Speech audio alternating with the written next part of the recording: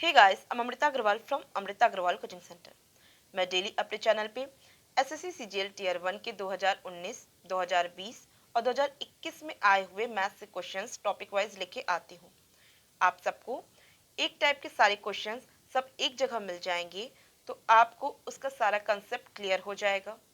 और एक टाइप के सारे क्वेश्चंस एक जगह होने से मैं शॉर्ट फॉर्मूले के साथ आपको सारे क्वेश्चंस की प्रैक्टिस करवा दूंगी, जो आपके एग्जाम के लिए इम्पॉर्टेंट है।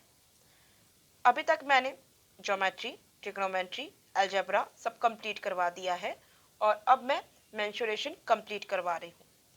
आप सबको एसएससी सीजीएल टीयर 1 के 2019, 2020 और 2021 के आए हुए मैथ्स के सारे क्वेश्चंस एक जगह मिले, इसके लिए मैंने एक प्लेलिस्ट बनाया है, जिसमें मैंने अभी तक जितने भी पिछले 3 साल के आए हुए क्वेश्चंस आपको प्रोवाइड किए हैं और आगे करूंगी, उन सब की लिंक उस प्लेलिस्ट में मिलेगी। और प्लेलिस्ट की लिंक मिलेगी आपको आई बटन पे और डिस्क्रिप्शन बॉक्स में। आपको आई बटन पे और डिस्क्रिप्शन बॉक्स में एसएससी सीजीएल टीयर 2 के मैथ्स के प्रीवियस ईयर पेपर के सॉल्यूशन की प्लेलिस्ट की लिंक भी मिलेगी। और एसएससी में आए हुए जितने भी मेंसुरेशन के क्वेश्चंस मैंने अभी तक सॉल्व करवाए हैं और आगे करवाऊंगी, उन सब के सॉल्यूशन की प्लेलिस्ट की लिंक भी मिलेगी, जो आपके लिए इंपॉर्टेंट है। तो स्टार्ट करते हैं मेंसुरेशन का ये second part.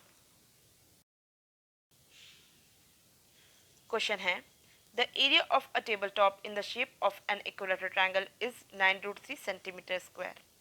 What is the length of each side of the table. कह रहा है कि एक इक्विलेटरल ट्रायंगल की शेप का टेबल टॉप है, जिसकी एरिया 9√3 सेंटीमीटर स्क्वायर की है। तो बताना है कि इसकी ईच साइड कितने सेंटीमीटर की होगी।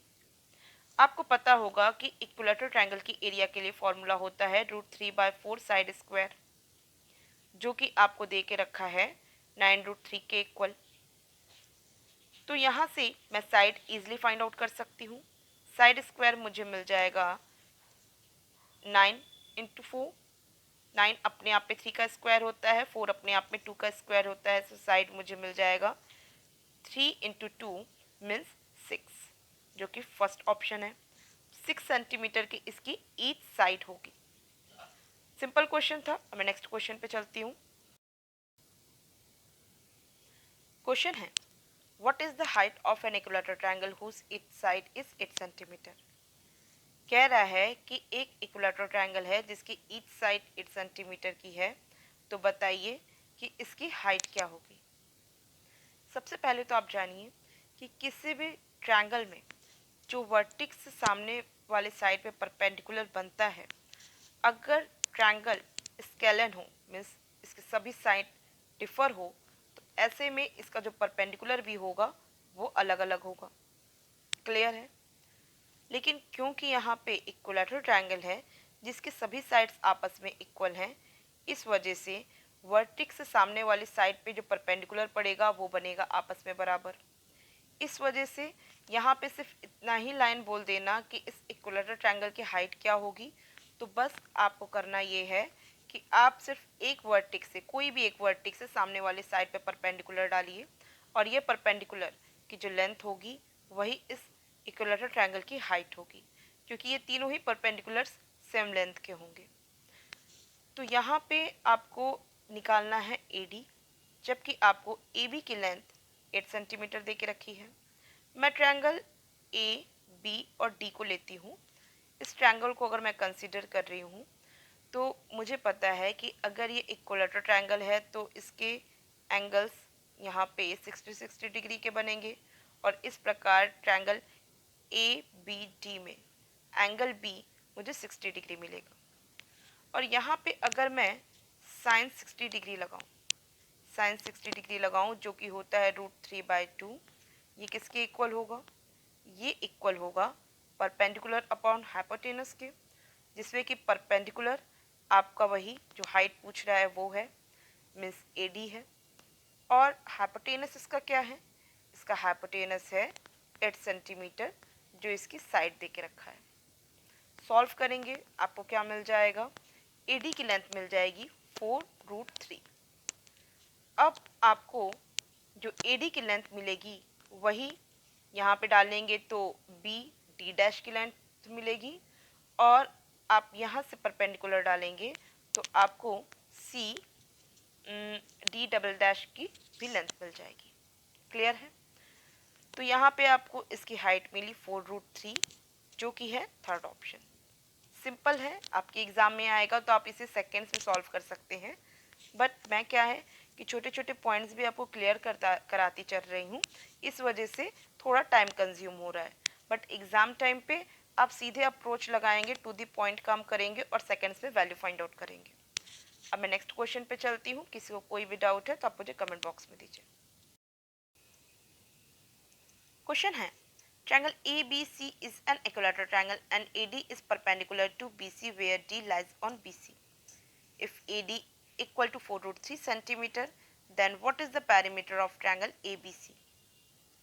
कह रहा है कि ABC एक equilateral triangle है, AD परपेंडिकुलर है BC पे, जबकि D पॉइंट BC साइड पे ही लाई करता है।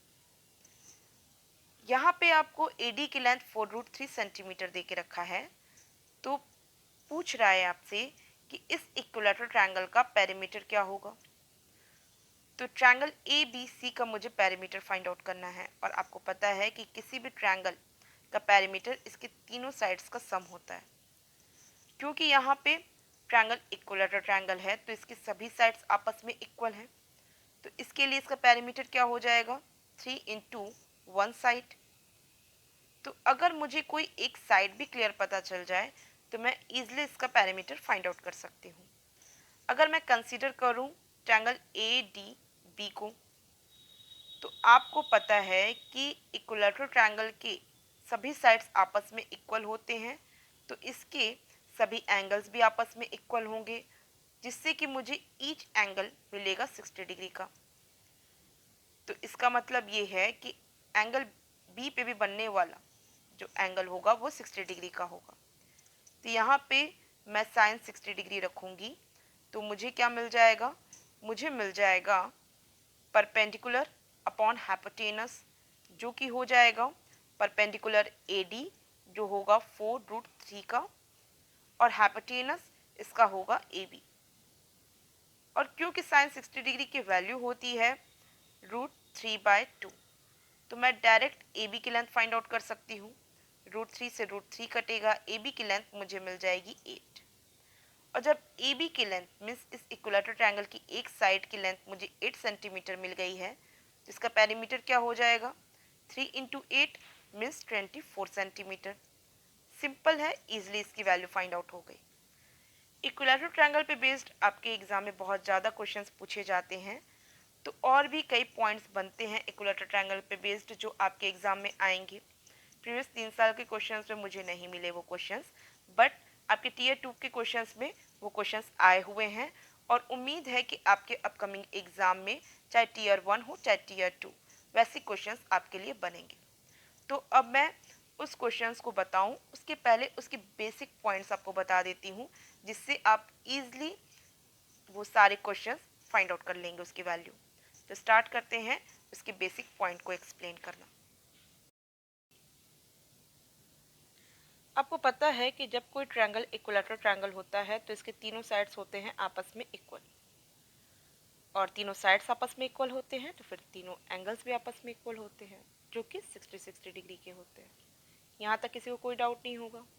किसी भी ट्रायंगल में तीनों एंगल्स का सम 180 डिग्री का होता है, क्योंकि ये तीनों एंगल्स आपस में इक्वल हैं तो 60 डिग्री के ही होंगे।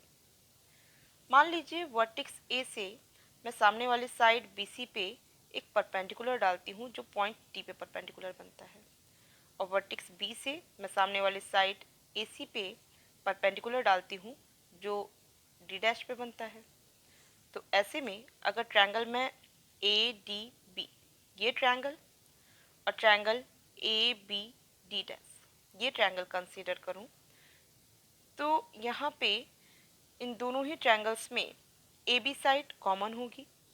क्लियर है? एंगल B यहाँ एंगल A के इक्वल होगा जो 60 डिग्री का होगा, और यहाँ पे आपको ये एंगल क्योंकि परपेंडिकुलर पड़ा है ना, तो ये एंगल आपको 90 डिग्री का मिलेगा। तो इस प्रकार ट्रायंगल ADB बी कॉन्ग्रेंट होगा triangle A D dash B के। क्लियर है? तो जब ये दोनों ट्रायंगल्स आपस में कॉन्ग्रेंट होंगे तो ऐसे में इसके जो करस्पॉन्डिंग साइड्स और एंगल होंगे वो भी आपस में इक्वल होंगे। तो ऐसे में आप कह सकते हैं ये साइड बी डी इक्वल होगा ए डी डैश के, और जो परपेंडिकुलर ए डी है वो इक्वल होगा बी डी डैश के। तो इससे आपको ये पता चलता है कि इक्विलैटरल ट्रायंगल के सॉरी इक्विलैटरल ट्रायंगल के जो परपेंडिकुलर्स होते हैं वो एक दूसरे के इक्वल होते हैं। इसी प्रकार जब मैं ये भी परपेंडिकुलर बनाऊंगी तो वो भी ये दोनों परपेंडिकुलर के इक्वल ही मिलेगा। क्लियर है? तो अब मैं दूसरे पॉइंट पे आती हूँ जो इक्विलैटरल ट्रायंगल के लिए आपको जानना जरूरी है। अब आप जान चुके हैं कि किसी भी इक्विलैटरल ट्रायंगल के जो परपेंडिकुलर्स होते हैं वो होते हैं आपस में इक्वल। यहाँ तक अब किसी को कोई डाउट नहीं है। अब मैं एक परपेंडिकुलर जो एडी है उसको कंसीडर करती हूँ, और इस परपेंडिकुलर को कंसीडर करके मैं ये दोनों ट्रायंगल्स, ट्रायंगल एडीबी और ट्रायंगल एडीसी, इन दोनों को कंपेयर करती हूँ। यहाँ पे ए बी ए सी के इक्वल होगा, ए डी कॉमन साइड होगा, angle A D B angle A D C के इक्वल होगा जो 90 डिग्री का होगा, और आपको यहाँ पे एंगल बी इक्वल मिलेगा एंगल सी के जो कि 60 डिग्री का होगा। अब बताइए ये दोनों ट्रायंगल कैसे हुए? कॉन्ग्रेंट ट्रायंगल हुए। और अगर ये दोनों ट्रायंगल कॉन्ग्रेंट ट्रायंगल हैं जहाँ पे ये एंगल इस एंगल के इक्वल है, ये एंगल इस एंगल के इक्वल है, ये साइड इस साइड के इक्वल है और ये कॉमन साइड है ही, तो ये साइड इस साइड के इक्वल होगा कि नहीं?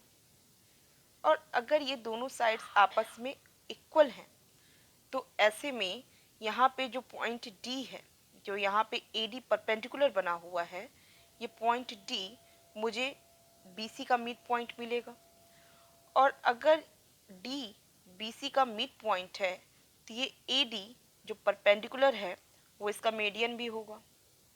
तो इससे क्या पता चला? इससे ये पता चला कि कोई भी इक्विलैटरल ट्रायंगल, कोई भी अगर मैं इक्विलैटरल ट्रायंगल लेती हूँ तो उसके तीनों परपेंडिकुलर्स तो आपस में इक्वल होते ही हैं, जो इसका परपेंडिकुलर होता है वही इसका मीडियन भी होता है। ये कंडीशन फॉलो होती है इक्विलैटरल ट्रायंगल के कंडीशन में। अब देखिए जब मीडियंस आपस में इंटरसेक्ट करते हैं तो आपको वहां से क्या मिलता है? सेंट्रॉइड मिलता है। तो हम कह सकते हैं कि इक्विलैटरल ट्रायंगल के जो परपेंडिकुलर्स भी आपस में इंटरसेक्ट किए हैं तो वो इंटरसेक्शन पॉइंट एक्चुअल में इसके मीडियन का इंटरसेक्शन पॉइंट था और ये इसका सेंट्रॉइड रहा। क्लियर है? सेंट्रॉइड के बारे में आपको ये पता होगा कि सेंट्रॉइड मीडियंस को 2:1 के भाग में बांटते हैं। क्योंकि इक्विलैटरल ट्रायंगल के मीडियंस आपस में इक्वल हैं तो इसका मतलब आपको जो सेंट्रॉइड से वर्टेक्स की दूरी है दोनों तरफ या तीनों तरफ, ये आपको हर जगह बराबर मिलेगी। तो जब आपको ये दूरी हर जगह बराबर मिलेगी तो अगर मैं यहाँ पे एक सर्कल ड्रॉ करूँ तो ये सर्कल का रेडियस होगा कि नहीं होगा? क्योंकि ये वो सेंटर होगा जहाँ से इसके वर्टेक्स से, ट्रायंगल के वर्टेक्स से इस सेंटर की ये दूरी जो सेंट्रॉइड की दूरी है ये बराबर आ रही है, तो इसका मतलब ये सर्कल का रेडियस हुआ। तो इसका मतलब क्या हुआ कि जो सेंट्रॉइड है ये सेंट्रॉइड इस सर्कल का सरकम सेंटर का भी काम कर रहा है। और सर्कल के किसी भी ट्रायंगल के जो सरकम सेंटर होते हैं वो आपको कहाँ से मिलते हैं? वो मिलते हैं इसके साइड्स को परपेंडिकुलरली बाइसेक्ट करके। और रियल में तो यहाँ जो मीडियंस हैं वो क्या है? वो इस ट्रायंगल का परपेंडिकुलर भी तो है। तो यहाँ पे तो परपेंडिकुलर बाइसेक्ट कर ही रहे हैं क्योंकि परपेंडिकुलर ही मीडियंस है, तो परपेंडिकुलर ही बाइसेक्ट कर रहे हैं, तो उनका इंटरसेक्शन पॉइंट आपको क्या मिल रहा है? आपको मिल रहा है इसका जो सेंट्रॉइड है वही मिल रहा है सरकम सेंटर। तो मतलब सेंट्रॉइड और सरकम सेंटर ये दोनों ही पॉइंट आपको इक्विलैटरल ट्रायंगल में ही मिलते हैं एक जगह। क्लियर? अब जब आपने इन दोनों ट्रायंगल्स को कॉन्ग्रुएंट प्रूफ किया था तो उस टाइम पे ये दोनों एंगल्स भी आपस में बराबर हो गए थे जो 30-30 डिग्री के थे। और आपको पता होगा कि जो आपके एंगल बाइसेक्टर्स होते, मतलब ये जो परपेंडिकुलर जो मीडियन है वो एक्चुअल में एंगल बाइसेक्टर का भी काम कर रहे हैं।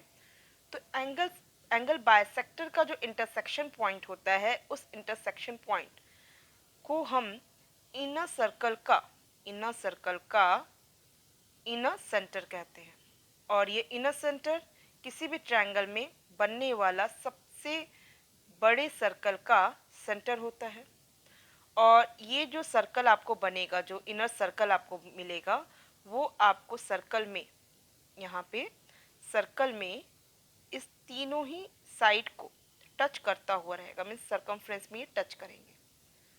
अब आपको ये सेंटर मिला, इनर सेंटर, जो कि सर्कम सेंटर भी है और जो सेंट्रॉइड भी है। और क्योंकि ये परपेंडिकुलर, ये जो यहाँ पे परपेंडिकुलर से बना हुआ है तो ये ऑर्थो सेंटर भी हुआ। अब आपको इनर सर्कल के बारे में ये बात पता होगी कि जो इसका सेंटर होता है, ये सेंटर से इस ट्रायंगल के साइड पे एक परपेंडिकुलर बनाया जाता है और परपेंडिकुलर बनाने के बाद एक सर्कल जो ड्रॉ किया जाता है जो इनर सर्कल के रूप में बनता है, जो कि ये साइड को इस रेडियस के परपेंडिकुलर करता है। साइड से बात परपेंडिकुलर हुआ ही, और ये तीनों ही साइड को टच करता है। अब यहाँ पे ये जो 2:1 के पार्ट में मीडियन मिला था, तो जो 1 पार्ट आपको मिला वो क्या हुआ, ये जो 1 पार्ट आपको मिला ये इस इनर सर्कल का रेडियस हुआ। तो इससे क्या क्लियर होता है, इससे ये क्लियर होता है कि जब ट्रायंगल इक्विलैटरल ट्रायंगल हो तो ऐसे में inner centre, circum centre, centroid और ऑर्थो सेंटर सब एक ही पॉइंट पे बनते हैं। देखिए, जितने पॉइंट मैंने आपको एक्सप्लेन किए हैं इक्विलैटरल ट्रायंगल के, वो सारे पॉइंट्स आपके एग्जाम के रिगार्डिंग बहुत इंपॉर्टेंट हैं। आपको वो सारे पॉइंट्स अच्छे से दिमाग में बैठ जाए, इसके लिए एज एग्जांपल मैं कुछ क्वेश्चंस जो एसएससी सीजीएल टीयर 2 में आए हुए हैं वो क्वेश्चंस एक्सप्लेन करती हूँ। उम्मीद है कि आपके एग्जाम में एग्जैक्ट ये क्वेश्चन आ जाए या इससे रिलेट करते हुए क्वेश्चन आ जाए। क्वेश्चन है, PQR is an equilateral triangle and the centroid of triangle PQR is point A. If the side of triangle is 12 cm, then what is the length of PA? कह रहा है कि equilateral triangle PQR का centroid point A है। आपको इस equilateral triangle की side 12 centimetre दे के रखा है, तो पूछ रहा है कि PA की लेंथ क्या होगी, मीन्स वर्टेक्स से सेंट्रॉइड के बीच की दूरी आपसे पूछा है। आपको पता है कि जो सेंट्रॉइड होता है वो मीडियंस के इंटरसेक्शन पॉइंट पे बनता है, और यहाँ पे जो सेंट्रॉइड होगा, मतलब जो सेंट्रॉइड होता है वो मीडियंस को 2:1 के भाग में बांट देता है। तो मैं कह सकती हूँ कि जो PA की लेंथ होगी वो क्या होगी, 2/3 ऑफ इट्स मीडियन होगी। इस मीडियन का 2/3 पार्ट ही PA की लेंथ होगी।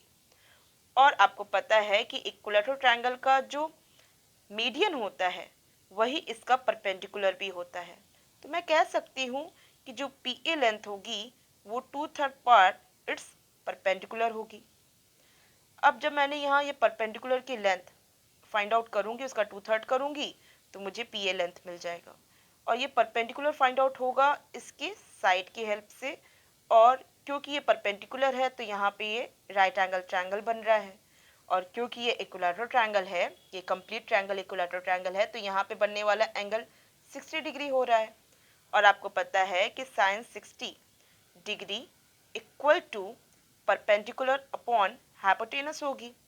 यहाँ पे 60 डिग्री के लिए परपेंडिकुलर, इसका यही परपेंडिकुलर जिसकी वैल्यू मुझे फाइंड आउट करना है वो है, अपॉन इसका हाइपोटेनस इसके इक्विलैटरल ट्रायंगल की साइड है। और आपको ये भी पता है कि साइन 60 डिग्री की वैल्यू होती है √3/2। तो इसे सॉल्व कर लेते हैं। सॉल्व करेंगे मुझे क्या मिल जाएगा, मुझे मिल जाएगा परपेंडिकुलर इक्वल टू 6√3 और मुझे क्या चाहिए, मुझे चाहिए 2/3 ऑफ इट्स परपेंडिकुलर जो कि हो जाएगा 6√3 इंटू 2/3 जो कि लेंथ पी ए होगी। क्लियर है? सॉल्व करेंगे तो क्या हो जाएगा, 4√3 आएगा जो कि फोर्थ ऑप्शन है। 4√3 इसकी पी ए लेंथ हुई, मीन्स वर्टिक्स से सेंट्रॉइड के बीच की दूरी हुई। अच्छा, आपको ये चीज़ तो क्लियर समझ में आ गई कि वर्टिक्स से सेंट्रॉइड के बीच की दूरी P A length 2/3 of its perpendicular होगा। अच्छा, आपको जो सेंट्रॉइड है वही तो आपका इनर सर्कल का सेंटर भी है और सर्कम सर्कल का भी सेंटर है। तो अगर मैं यहाँ पे सर्कम सर्कल बनाती हूँ जो कि इक्विलैटरल ट्रायंगल का ये सर्कम सर्कल होगा, तो इसका सेंटर यही सेंट्रॉइड बनेगा और ये जो दूरी होगी, ये दूरी क्या होगी, इसकी होगी सर्कम रेडियस। सर्कम सर्कल का सेंटर ये सर्कम सर्कल, तो ये जो दूरी होगी वो सर्कम रेडियस होगी। तो सर्कम रेडियस भी तो पी ए की ही लेंथ होगी। तो हो सकता है कि आपके एग्जाम में ऐसे क्वेश्चन बन जाए कि फाइंड आउट करिए कि इसका सर्कम रेडियस क्या होगा। तो आप यही काम करेंगे और यही आपको 4√3 मिलेगा जो कि इसका सर्कम रेडियस होगा। क्लियर है? अच्छा, आपको इक्विलैटरल ट्रायंगल का ये भी कंडीशन पता है कि जो सर्कम सेंटर होता है वही इसका इनर सेंटर भी होता है। तो जब ये इनर सेंटर भी होता है तो इनर सेंटर का क्या कंडीशन है कि इनर सेंटर से इसके साइड की जो दूरी होती है, जो कि इसके मीडियन को ये जो 2:1 के भाग में बांटा था ना, और जो 1 पार्ट आपको मिला था यही इसका इनर रेडियस होगा। क्योंकि ये मीडियन, ये जो सेंट्रॉइड आपको था मिला, ये देखिए ये जो सेंट्रॉइड आपको मिला था यही सर्कम सेंटर भी है और यही इनर सेंटर भी है। तो ये जो सेंट्रॉइड है इस मीडियन को, मीन्स इस परपेंडिकुलर को 2:1 के भाग में बांटा है। तो ये जो 2 पार्ट है ये इसका है सर्कम रेडियस का पार्ट और जो ये 1 पार्ट है ये है इनर रेडियस का पार्ट। क्लियर? आपको सर्कम रेडियस मिला है 4√3, तो इनर रेडियस जो कि अगर ये 2 है तो ये 1 है, तो ये क्या हो जाएगा, 2√3 हो जाएगा। तो आपके एग्जाम में अगर पूछ लेता कि बताइए कि इसका इनर रेडियस क्या होगा, तो आप ऐसे ही सॉल्व करते और आपको 2√3 वैल्यू मिल जाती। सिंपल है, ऐसा ही क्वेश्चन आपके एग्जाम में पूछता है। आपको हाइट भी पूछ सकता है कि बताइए कि इसकी हाइट क्या होगी। तो हाइट तो आप इजीली बता लेंगे, आपको प्रीवियस क्वेश्चन में मैंने ऑलरेडी एक्सप्लेन किया हुआ है। तो आपको ये साइड पता है, ये 60 डिग्री है, तो आप इजीली यहाँ पे साइन 60 डिग्री की वैल्यू अप्लाई करके, साइन 60 अप्लाई करके आप इसकी हाइट फाइंड आउट कर लेते। मीडियन पूछता तो मीडियन आप अभी देख ही रहे हैं कैसे फाइंड आउट किए, मीडियन भी फाइंड आउट कर लेते। इसी तरीके के क्वेश्चंस आपके एग्जाम में बनते हैं। आपसे एरिया भी पूछ सकता है क्योंकि ये मीडियन जो है इसका परपेंडिकुलर भी तो है, इसकी एरिया फाइंड आउट करनी है। तो आप क्या करेंगे, 1/2 इंटू बेस इंटू हाइट कर देंगे। आपको साइड 12 दे के रखा है, आपको इसका जो मीडियन मिला है वो 6√3 मिला है, बस हो गई इसकी एरिया। आप इसके फाइंड आउट कर लेंगे, एरिया क्या होगी, 36√3 हो जाएगी। सिंपल है। देखिए ये क्वेश्चन है, ABC is an equilateral triangle, if the area of triangle is 36√3 then what is the radius of circle circumscribing the triangle ABC। देखिए घुमा फिरा के आपको वही क्वेश्चन कर दिया। आपको एक इक्विलैटरल ट्रायंगल की एरिया दे के रखा है जो कि 36√3 है। तो इक्विलैटरल ट्रायंगल की एरिया आपको 36√3 दिया, तो इससे आप इसकी इजीली साइड फाइंड आउट कर सकते हैं। आपको इक्विलैटरल ट्रायंगल की एरिया के लिए पता है ना कि होता है √3/4 साइड स्क्वायर इक्वल टू हो जाएगा 36√3। तो इससे आपको इसकी साइड क्या मिल जाएगी, आपको इसकी साइड मिल जाएगी in the root of 36 into 4 जो कि हो जाएगी 6 इंटू 2 जो कि होगी 12। मीन्स आपको यहाँ पे इक्विलैटरल ट्रायंगल की साइड 12 सेंटीमीटर दे दिया, इनडायरेक्टली वही है। फिर कह रहा है what is the radius of circle circumscribing the triangle ABC। देखिए वही बात की जब ऐसा मैंने आपसे अभी क्वेश्चन एक्सप्लेन किया था। आपसे कह रहा है कि आपको इस ट्रायंगल की जो सर्कमस्क्राइबिंग करता हुआ सर्कल है उसका रेडियस बताइए। पता है कि centroid, inner centre, circum centre सब एक ही जगह बन रहे हैं, तो ये लेंथ जो radius of circle circumscribing triangle ABC होगा, ये लेंथ वही होगी जो अभी मैंने आपको एक्सप्लेन किया था। क्या होगा? 2/3 ऑफ इट्स परपेंडिकुलर। और इसका परपेंडिकुलर आप इजीली फाइंड आउट करेंगे साइन 60 डिग्री अप्लाई करके। यहाँ पे आप इसे आगे बढ़ाएंगे, परपेंडिकुलर यहाँ बन जाएगा। जो साइन 60 डिग्री अप्लाई करेंगे, आपको ये लेंथ 12 सेंटीमीटर दे के रखी है, तो आप यहाँ पे एंगल भी 60 डिग्री दे के रखा है।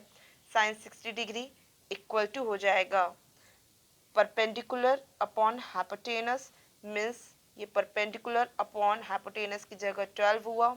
साइन 60 डिग्री की वैल्यू √3/2। आपको इस प्रकार परपेंडिकुलर मिल गया 6√3 और 2/3 ऑफ इट्स परपेंडिकुलर, इसका हो जाएगा 6√3 इंटू 2/3 जो कि होगा 4√3, जो कि सेकंड ऑप्शन है। सेम क्वेश्चन था, फिर भी मैंने आपको एक्सप्लेन कर दिया कि आप अच्छे से कंठस्थ हो जाए कि कैसे कैसे क्वेश्चंस आते हैं और उसे कैसे कैसे डील करना है। देखिए अब मैं नेक्स्ट क्वेश्चन पे। क्वेश्चन है ABC is an equilateral triangle with side 12 centimeter. What is the length of the radius of the circle inscribed in it? कह रहा है कि एक इक्विलैटरल ट्रायंगल है जिसका साइड 12 सेंटीमीटर का है। इसके इनर सर्कल का रेडियस बताना है आपको, क्योंकि इनर सर्कल ही तो इस ट्रायंगल को इंस्क्राइब करेगा। सर्कमस्क्राइब ये सर्कम सर्कल करता है और इंस्क्राइब ये इनर सर्कल करता है। आपको इसी का रेडियस फाइंड आउट करना है। आप इसका फाइंड आउट करके बताइए। अगर आपको कोई डाउट लगता है तो मैं आपको एक्सप्लेन करती हूँ। वैसे तो बहुत सिंपल है, मैं उम्मीद करती हूँ कि आप इजीली इसकी वैल्यू फाइंड आउट कर लेंगे, बट फिर भी अगर किसी को कोई भी डाउट लगेगा तो कोई हेजिटेट नहीं करेगा, मुझे इजीली कमेंट बॉक्स में पूछिए, मैं आपको वहाँ एक्सप्लेन कर दूँगी। आई होप आपको आज का वीडियो सब क्लियर समझ में आया है और पसंद आया है। इम्पॉर्टेंट बहुत ज़्यादा है, तो आप इसे बहुत ध्यान से समझिएगा, और किसी को कोई भी डाउट लगता है किसी भी पॉइंट पे तो आप मुझसे कमेंट बॉक्स में पूछिएगा। वीडियो आपको पसंद आया हो तो आप इसे लाइक कीजिए, और आप चाहते हैं कि मेरे अपकमिंग वीडियोस आप तक ईजिली पहुंचे तो इसके लिए आपको मेरे चैनल को सब्सक्राइब करना होगा और बेल बटन दबाना होगा। Thank you.